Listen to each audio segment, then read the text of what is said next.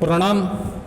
माधव विद्या संकुल online teaching में आप सौ विद्यार्थी मित्रों हार्दिक स्वागत है।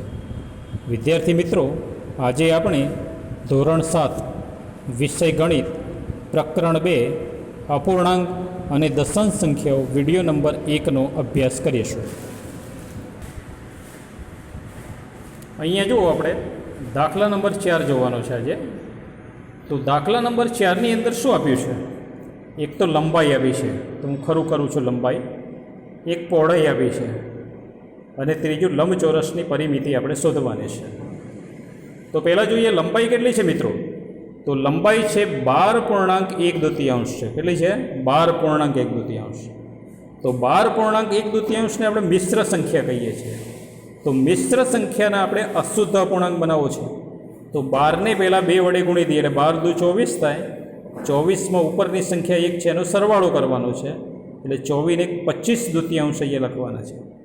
एटले मिश्र संख्यामांथी आपणे अशुद्ध अपूर्णांक बनाव्यो 25 द्वितीयांश सेमी। एवी रीते आपणे पहोळाईनी अंदर जोवानुं छे। तो पहोळाई तमारे छे 10.2 सेंटीमीटर आपी छे। तो आ जे अशुद्ध अपूर्णांक छे, सॉरी आ मिश्र अपूर्णांक छे, एनो आपणे अशुद्ध अपूर्णांक बनावीए। तो 10 ने आपणे 3 वडे गुणी दीए एटले 10 तरी 30। 30 में 2 उमेरीए एटले 32 तृतीयांश थशे। आनो जवाब केटलो आवे छे?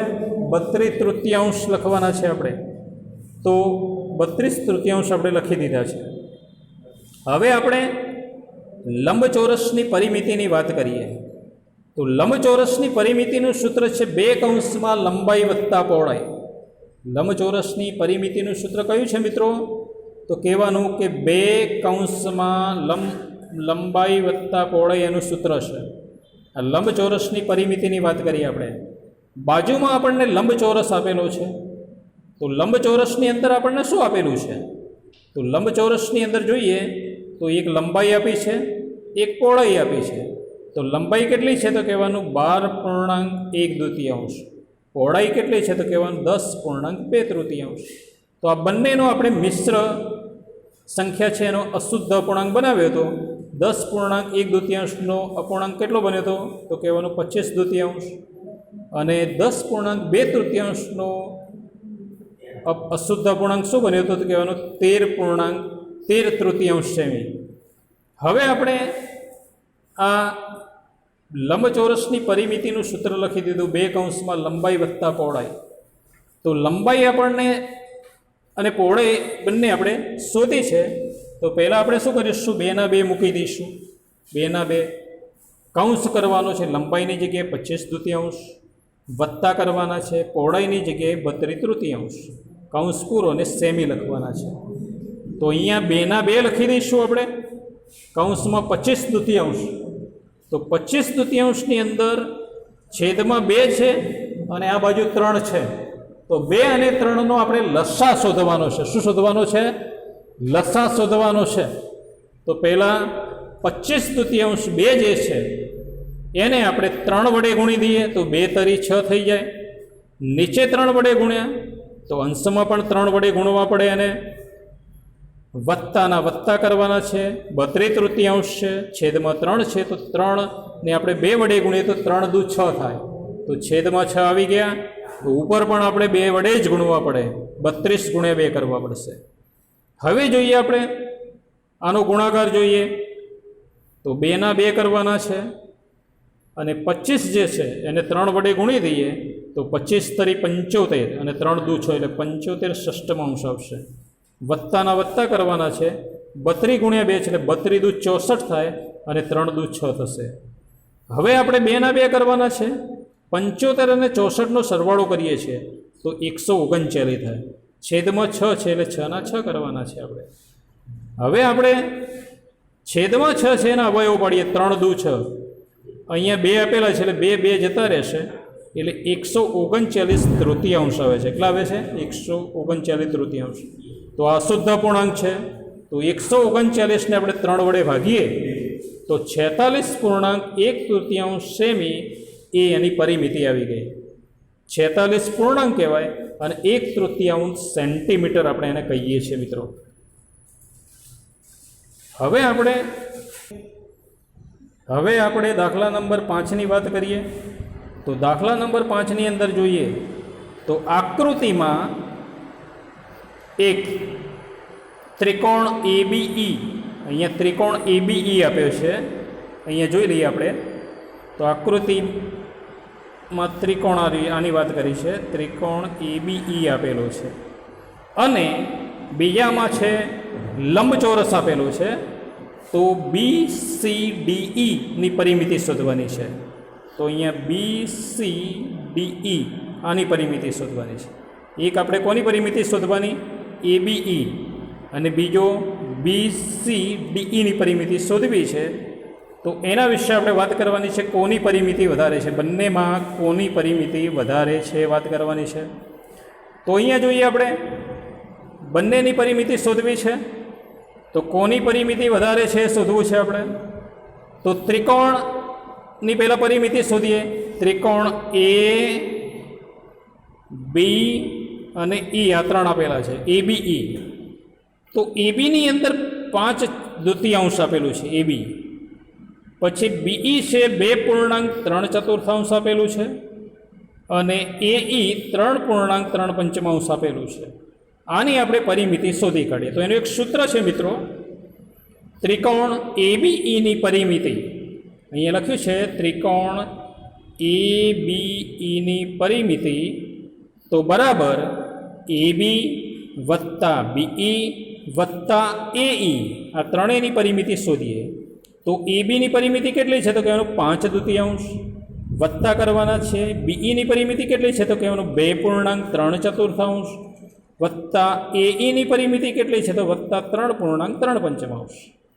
હવે આપણે 5/2 ના 5/2 મૂકીશું, વત્તાના વત્તા કરીશું, વત્તા 2.3/4 છે, મિશ્ર સંખ્યા છે. કેવી છે? મિશ્ર સંખ્યા. તો આ મિશ્ર સંખ્યા છે એના આપણે અશુદ્ધ અપૂર્ણાંક બનાવવો પડે. તો મિશ્ર સંખ્યાનો અશુદ્ધ અપૂર્ણાંક બનાવો તો 4×2 8. 2 અને 4નો અહીંયા ગુણાકાર કરવો પડે મિત્રો. 2 અને 4નો શું કરવાનો છે? તો કહેવાનું અહીંયા ગુણાકાર કરવાનો છે આપણે, ગુણાકાર એટલે 2 ચોક 8 અને અહીંયા વત્તાકાર કરવાનો છે. 8માં 3 ઉમેરી એટલે 11/4 આવશે. કેટલા આવશે? 11/4 આવે. કેટલો જવાબ આવશે? 11/4 વત્તા 3×5 15 અને 15માં 3 ઉમેરીએ તો 18/5 આવશે. હવે છેદની અંદર આપણે જોઈએ તો 2 4 અને 5 આપેલા છે. તો 2 4 અને 5નો આપણે લસા શોધવો છે તો 20 લસા આવે છે. કેટલો આવે છે? 20. હવે આપણે આગળનો મુદ્દો જોઈશું. તો આગળના મુદ્દાની અંદર વાત કરીએ 5/2. તો 2નો ઘડિયો બોલવાનો છે, 20 લાવવા છે. તો 2ને આપણે 10 વડે ગુણીએ તો 2 × 20. નીચે 10 વડે ગુણીએ છીએ તો ઉપર પણ 10 વડે જ ગુણવા પડે આપણે. વત્તાના વત્તા કરવાના છે. 11/4 અહીંયા મૂકી દીધા આપણે. ગુણાકાર કરવાનો છે. 4નો ઘડિયો બોલવાનો છે, 20 લાવવા છે. તો 4 × 5 તો ઉપર પણ આપણે 5 મૂકવાના છે. વત્તા કરવાના છે 18/5. 5ને આપણે 4 વડે ગુણીએ એટલે 5 ચોક 20 તો ઉપર આપણે 4 કરવાના છે. હવે આપણે ગુણાકાર કરીશું. તો ગુણાકારની અંદર જોઈએ 5×2 10 નહીં સોરી 5×50. 5×50 અને 10×2 20 એટલે પહેલાંનું 50 20 જવાબ આવશે. પછી વત્તા કરવાના છે. 11 × 55 અને 5 ચોક 20 એટલે 55 20 આવશે. પાછા વત્તા કરવાના છે. 18 ચોક 72 અને 5 ચોક 20 એટલે 72 20 આવે છે. હવે આપણે આગળ જોઈશું. તો આગળ આપણે શું કરીશું? 50 વત્તા 55 વત્તા 72 અંશનો સરવાળો કરીએ અને છેદમાં 20 કરવાના છે. છેદમાં 20 કરીશું. તો 50 55 અને 72નો આપણે સરવાળો કરીએ તો કેટલો થાય છે? તો એનો સરવાળો થશે 177 વિષાંશ થશે. એનો સરવાળો 177 થશે અને છેદમાં લસા 20 છે તો 20 વડે આપણે ભાગી દઈએ તો 8.17 એનો જવાબ આવે છે. મિશ્ર સંખ્યામાં જવાબ આપણે એનો શોધી શકીએ છીએ. તો મિત્રો અહીંયા આપણે ત્રિકોણની પરિમિતિ શોધી. હવે આપણે લંબચોરસની પરિમિતિ શોધવાની છે. તો લંબચોરસની અંદર આપણે જોઈએ કે લંબચોરસની પરિમિતિમાં જોઈએ BCDE ની પરિમિતિ શોધવાની છે. કોની પરિમિતિ શોધવાની છે? તો લંબચોરસમાં BCDની પરિમિતિ શોધવાની છે. તો એનું એક સૂત્ર છે, 2 કૌંસમાં લંબાઈ વત્તા પહોળાઈ એટલે 2 કરવાના છે, કૌંસમાં BE વત્તા DE કરવાના છે. તો 2 ના 2 કર્યા. BEનું માપ આપ્યું છે 2.3/4 વત્તા DEનું માપ આપ્યું છે 7/6 આપ્યું છે આપણને.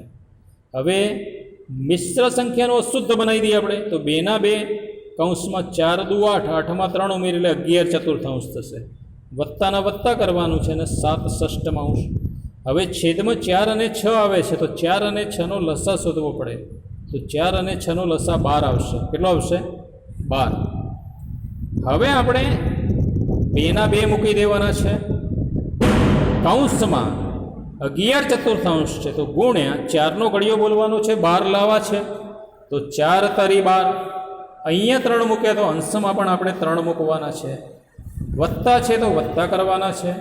7/6 આપ્યા છે, તો આપણે 7/6 લખી વચ્ચે ગુણાકારની નિશાની કરવાની.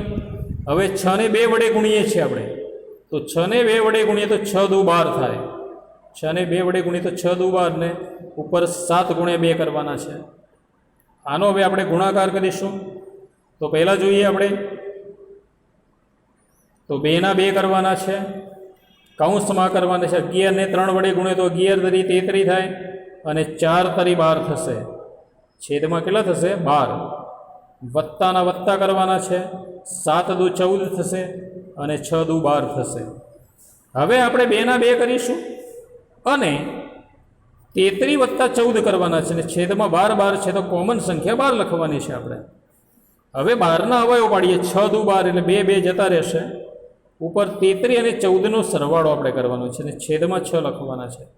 તો 33 અને 14નો સરવાળો કરીએ તો 47/6 આવશે. કેટલો જવાબ આવે છે?